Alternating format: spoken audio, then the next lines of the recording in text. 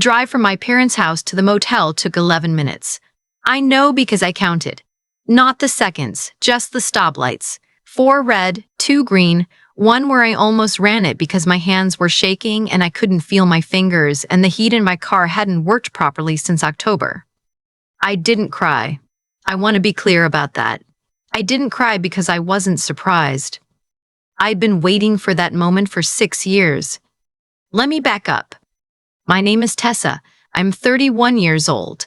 I work in commercial real estate acquisitions specifically, and by the time my stepfather told me to go sleep in a shelter like the rest of the losers, I had been quietly, methodically building a portfolio worth just over $4 million. Not inherited, not lucky. 14-hour days, a lot of rice and canned chickpeas, and a gift for reading contracts that other people found boring. Nobody in my family knew any of that. That wasn't an accident. When I was 24, I came home from my second year at a property firm in Toronto with a small bonus, $11,000. I was proud of it. I told my mom over the phone. 2 days later, my stepfather, a man I'll call Dale, called me to say he needed to borrow $6,000 to cover a shortfall on the family's line of credit. He framed it as a family emergency. He said my mom was stressed. He said I could help if I really loved them. I gave it to him. I never saw it again. He never mentioned it again. When I asked about it 8 months later, he told me I must have misremembered, that he'd never asked me for money, that I was always making things about myself. So I stopped talking about money. I stopped talking about work. When I visited for holidays, I drove my old Civic, the one with the cracked dashboard and the passenger window that only rolled halfway down. I wore the same rotation of unremarkable clothes I'd had since university. When they asked how the job was going, I said, "Fine, staying afloat," and changed the subject. They believed it because they wanted to. I kept my Calgary address, a studio apartment I technically still paid for, mostly for mail and legal documents. But the honest truth is that I had been staying at my parents' house in Airdrie 3 or 4 nights a week for the past year and a half, since my mom had been dealing with some health issues and I didn't want her to be alone with Dale more than necessary. That was my mistake. Or no, that's not right. It wasn't a mistake. It was a choice I made because I loved my mother. I knew the risks. I accepted them. But I underestimated Dale. My half-sister, Courtney, is 22. She's Dale's daughter from his first marriage, and she's never been particularly cruel, just careless in the way that people are when they've never had to think about consequences. When she announced she was moving back home after dropping out of her 3rd college program, Dale's face lit up in a way I hadn't seen in years. He told her she could have the big room. That was my room. I'd been living in it. Now, I want to be precise here because this matters. I was not on the lease. I was not paying rent. I was there informally as a guest to help my mom. Legally, Dale could ask me to leave whenever he wanted. But he didn't ask. He waited until a Sunday morning when my mom was at her sister's place for the weekend. He waited until Courtney was sitting at the kitchen island with a coffee, watching. And then he stood in the hallway outside my room at 8:17 in the morning and told me I had until noon to get my stuff out. I said, "I need a bit more time than that." He said, "You can figure it out in a shelter. You're not our responsibility." Courtney didn't say anything. She stirred her coffee. I went back into the room and sat on the edge of the bed for about 45 seconds. Then I opened my laptop, logged into my accounts, verified that everything was where I'd left it, closed it again, put it in my bag, and started packing. I took my clothes, my documents, my backup drive, and a framed photo of my mom from when she was young, before Dale, before everything. I left the room clean.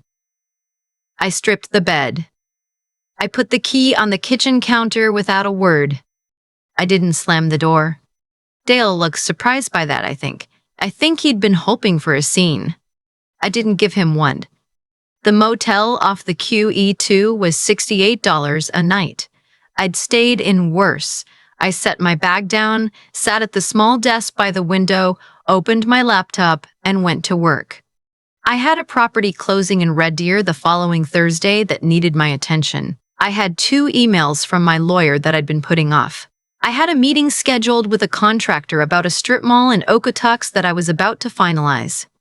I worked until 1 in the morning, ordered delivery from a Thai place that was still open, and went to sleep. I did not text my mom that night. I didn't want to put her in the middle of something before I'd had time to think clearly. I'd tell her when I saw her in person. What I didn't know was that Dale had not been idle while I was at the motel. I found out about the car on a Tuesday.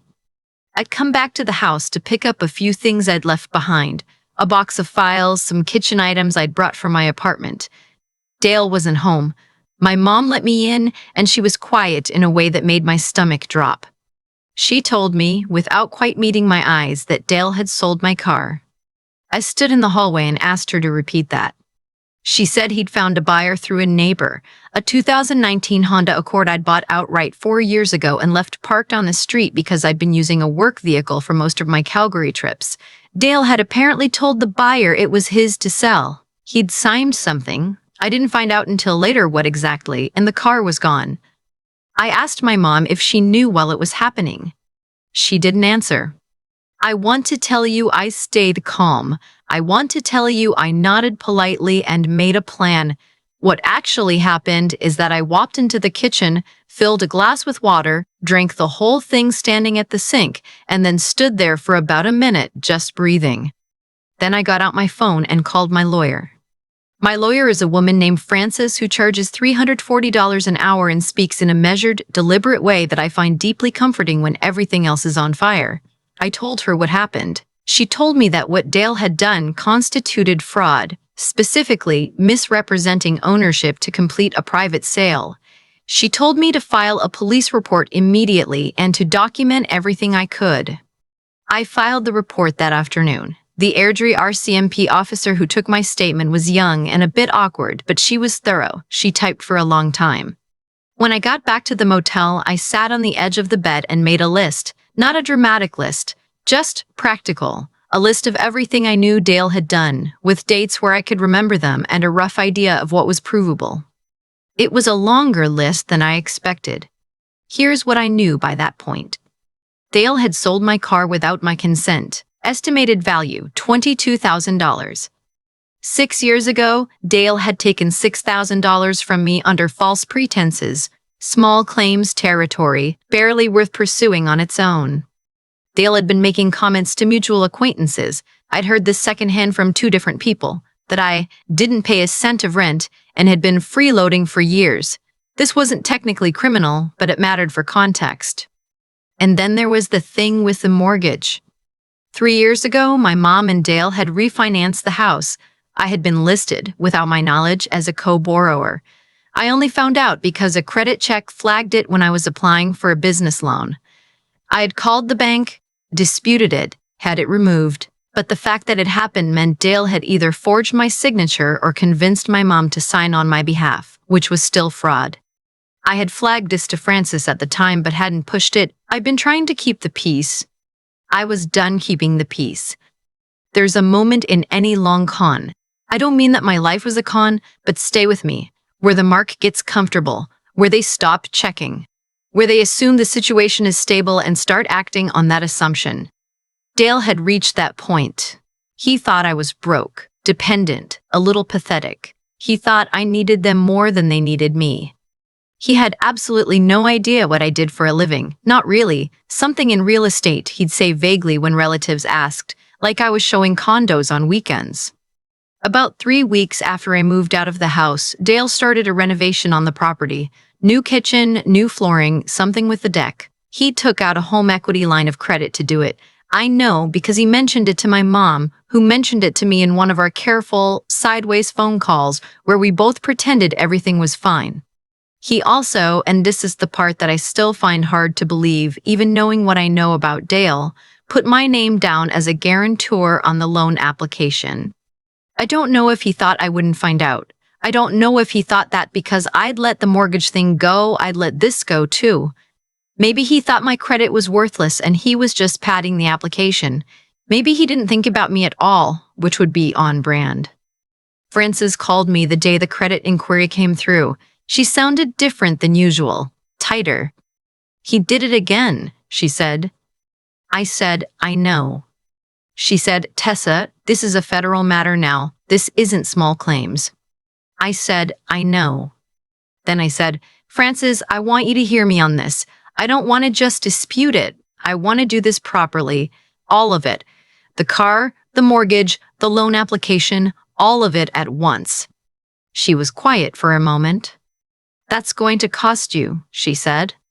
I know, I said. I can cover it. Another pause. How much are we talking about in terms of your capacity to cover it? She asked. And I told her the real number, the actual number. There was a silence that lasted long enough for me to hear her chair creak. Okay, she said finally, then let's do this properly. Here's the thing about Dale. He's a greedy man with bad judgment and an extremely high opinion of his own cleverness. He's the kind of man who looks at a contract and thinks the fine print is for other people. He is the kind of man who, when a company called Bridgewood Capital Investments sent him a cold email about a private real estate fund with projected returns of 18 to 22% annually, did not ask nearly enough questions. Bridgewood Capital Investments was registered in Alberta. I had registered it 2 years prior for a project that fell through. It was a clean entity, no debt, no history, just a numbered company with a professional address and a website that was modest but credible. I had never used it publicly. Nobody associated it with me. I had my assistant send Dale the email. My assistant knows everything about my business. She has worked with me for 4 years. She is unflappable, and when I explained what I needed, she nodded once and said, "Do you want me to use the Calgary number or the Edmonton number for the callback line?" I said Calgary. She said fine. The email was not pushy. It did not promise anything outrageous. It simply explained that Bridgewood was conducting a limited offering to accredited investors in the Alberta market, and that based on a referral, we left the source vague. Dale's name had come up as a potential fit. It asked if he'd be interested in an informational call. He responded within 4 hours. The call lasted 38 minutes. My assistant ran it. She is calm, professional, slightly formal in a way that reads as competent. She told him about the fund's focus on commercial strip malls and light industrial properties in secondary Alberta markets, exactly the kind of thing that sounds boring enough to be real. She answered his questions. She did not rush him. At the end of the call, she told him the minimum investment was $75,000 and that the current window was closing in 3 weeks. He asked if he could invest using borrowed funds. She said that was common practice and provided some general language about leverage that sounded official.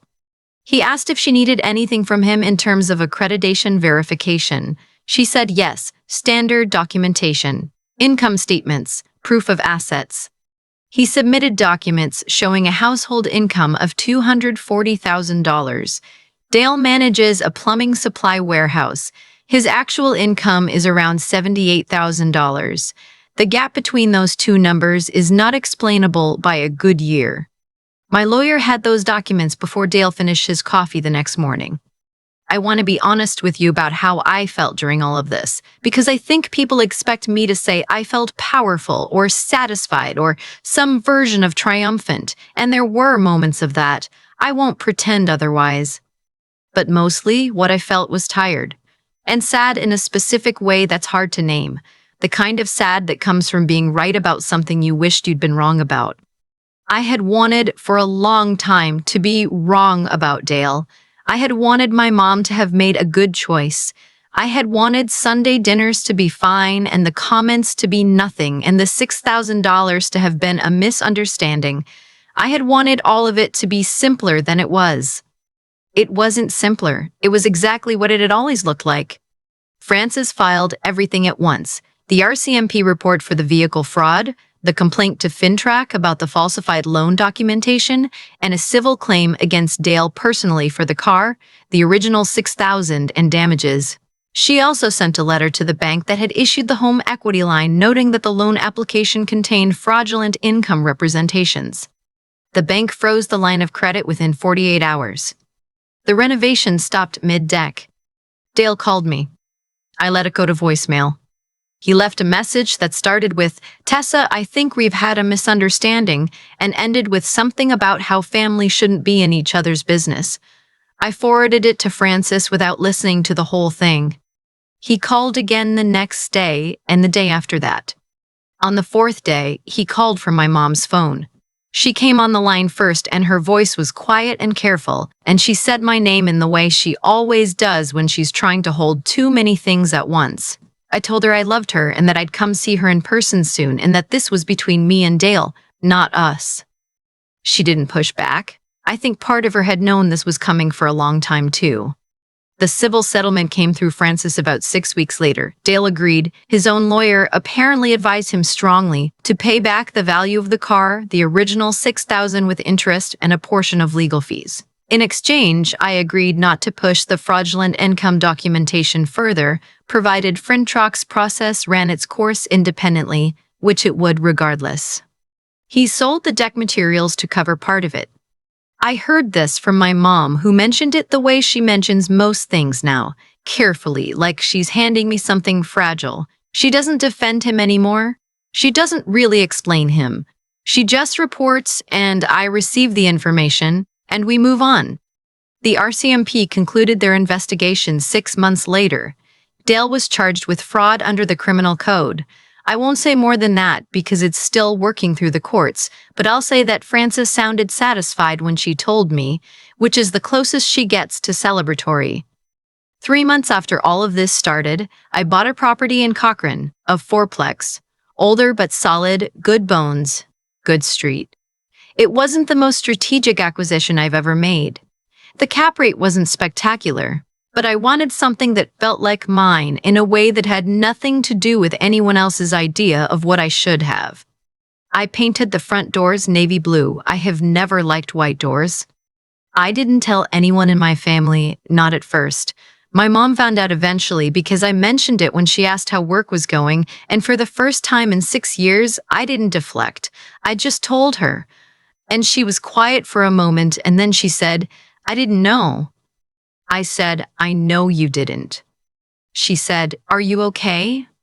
I thought about that for a second. Not the way you think about things when you don't know the answer, but the way you think about them when you want to make sure you're telling the truth. "Yeah," I said, "I think I actually am." Courtney texted me about 4 months after everything landed. It was a short message. It said, "I had no idea he was going to do all of that. For what it's worth, I'm sorry I didn't say anything that morning." I read it twice. Then I put my phone down and went back to my desk. I haven't responded yet. I'm not sure I will. Not because I'm angry, I'm not particularly, but because I'm not sure what I'd say that would be useful, and I spent too much of my life saying things that weren't useful in order to make other people more comfortable. That's probably the real thing I learned from all of this. Not the legal stuff, not the strategy, just that. Being quiet is not the same as being okay with something, and the people who benefit from your silence will always, always mistake one for the other. I let them. I don't anymore. There's a specific kind of exhaustion that comes from spending years being the person who doesn't make things worse. I know that exhaustion well. For a long time, I thought that keeping quiet was the same as being strong. That's swallowing things. The stolen money, the borrowed identity, the slow erosion of being treated like a burden in a house where I was quietly holding everything together, was just what you did when you loved people who weren't quite capable of loving you back the right way. It isn't strength, I know that now. It's just a delayed cost. Dale didn't wake up one morning and decide to become the kind of man who forges documents and sells cars that don't belong to him. He became that man incrementally, one small test at a time, each one I let pass, teaching him that I was safe to take from. The $6,000, the mortgage, the silence after every insult. Every time I said nothing, I wasn't keeping the peace. I was telling him without words that there were no consequences for what he was doing. That's not his fault. That's cause and effect. You don't get to be surprised by the harvest when you've been watering something for years. What I did, the patience, the documentation, the decision to wait until I had everything before I moved. That wasn't revenge in the way people sometimes mean the word. It wasn't about making him hurt the way I hurt. It was about refusing, finally, to absorb something that wasn't mine to carry. There's a difference. One comes from anger. The other comes from knowing your own worth clearly enough to act on it. I think about the version of me that handed Dale that first $6,000. She thought generosity meant giving people what they asked for. She thought if she just stayed useful, stayed quiet, stayed small, the family would eventually come around. She was 24 and she was wrong, and I don't blame her. She was doing the best she could with what she understood at the time. But understanding has a cost too, and mine was paid in years. What actually got me through wasn't the money. I want to be clear about that, because I think it would be easy to watch this story and think the lesson is, be rich and you'll be fine. That's not it.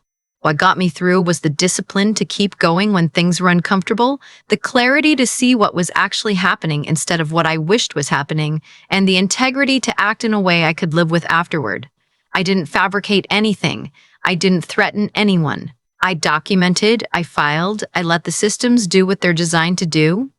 Frances told me once, somewhere in the middle of all of it, that the clients she worries about most are the ones who act from panic, that the ones who are careful, who think before they move, who know exactly what they're protecting and why, those are the ones who usually come out okay. I held on to that. Courtney's text is still sitting unanswered in my phone. I look at it sometimes. I don't feel the urgency to respond that I once would have felt, the old need to smooth things over, to make sure everyone was okay with me. I'm okay with the silence now, not because I don't care, but because I've learned that I get to decide what I let back in, and I'm taking my time with that decision. The navy blue doors on the Cochrane fourplex look exactly right. Every time I drive past them, I feel something settle in my chest that I didn't have a word for until recently. It's called belonging to yourself.